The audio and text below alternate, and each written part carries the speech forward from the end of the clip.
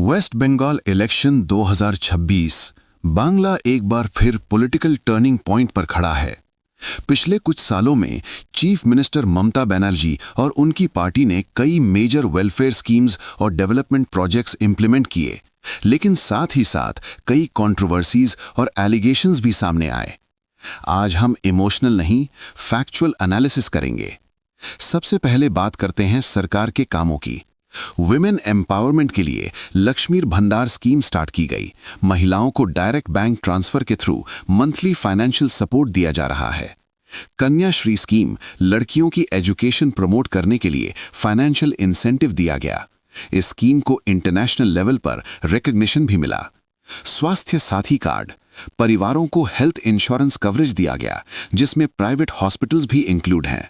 द्वारे सरकार initiative government services को कैंप्स के थ्रू लोगों के डोर स्टेप तक ले जाने की कोशिश हुई। कृषक बंधु स्कीम फार्मर्स को एनुअल फाइनेंशियल असिस्टेंस और इंश्योरेंस सपोर्ट दिया गया। इंफ्रास्ट्रक्चर में नए roads, flyovers, rural connectivity projects और कोलकाता में अर्बन डेवलपमेंट प्रोजेक्ट्स देखे गए। बंगाल ग्लोबल बिजनेस समिट के थ्रू इन्वेस्टमेंट अट्रैक्ट करने की कोशिश हुई, लेकिन ऑपोजिशन पार्टीज खासकर बीजेपी और लेफ्ट कांग्रेस अलायंस कई सीरियस एलिगेशंस लगाते आए हैं। उनका कहना है अनएम्प्लॉयमेंट रेट हाई है, इंडस्ट्री एक्सपेक्टेड स्पीड से डेवलप नहीं हुई, पॉलिटिकल वायलेंस का इशू बार बार हेडलाइंस में रहा, टीचर रिक्रूटमेंट स्कैम जैसे करप्शन एलिगेशंस सामने आए, एसएससी और एजुकेशन रिक्रूटमेंट में इर्रेगुलरिटीज के केसेस कोर्ट तक गए। ऑपोजिशन का क्लेम है कि वेलफेयर स्कीम्स अच्छी हैं, लेकिन सस्टेनेबल एम्प्लॉयमेंट और इंडस्ट्रियल ग्रोथ पर ज्यादा फोकस होना चाहिए। लॉ एंड ऑर्डर पर भी सवाल उठाए गए हैं। ऑपोजिशन का कहना है पॉलिटिकल क्लैशेस और लोकल लेवल वायलेंस डेमोक्रेसी के लिए खतरा है। दूसरी तरफ रूलिंग पार्टी का कहना है कि वेलफेयर स्कीम्स डायरेक्टली गरीब और मिडिल क्लास को बेनिफिट दे रही हैं। सेंट्रल गवर्नमेंट से फंड इश्यूज के बावजूद डेवलपमेंट चल रहा है। इंफ्रास्ट्रक्चर और रूरल डेवलपमेंट ग्राउंड पर विजिबल है। ऑपोजिशन सिर्फ नेगेटिव नैरेटिव क्रिएट कर रहा है। तो 2026 का इलेक्शन असल में क्या है?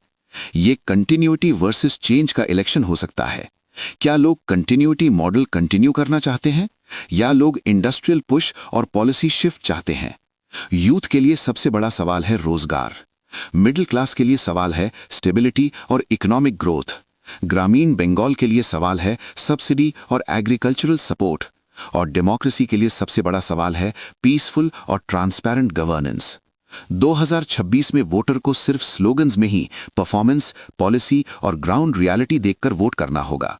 याद रखिए, ना कोई सरकार परफेक्ट होती है, ना कोई ऑपोजिशन फ्लॉलेस होता है।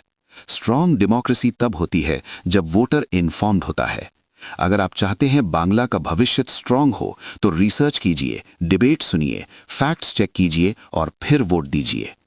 और अगर ये वीडियो आपको बैलेंस्ड एनालिसिस लगा और आप चाहते हैं और भी पॉलिटिकल अवेयरनेस कंटेंट, तो चैनल को सब्सक्राइब जरूर करें। यहाँ हम किसी पार्टी का प्रोपेगेंडा नहीं, सिर्फ इन्फॉर्म्ड डिस्कशन करते हैं।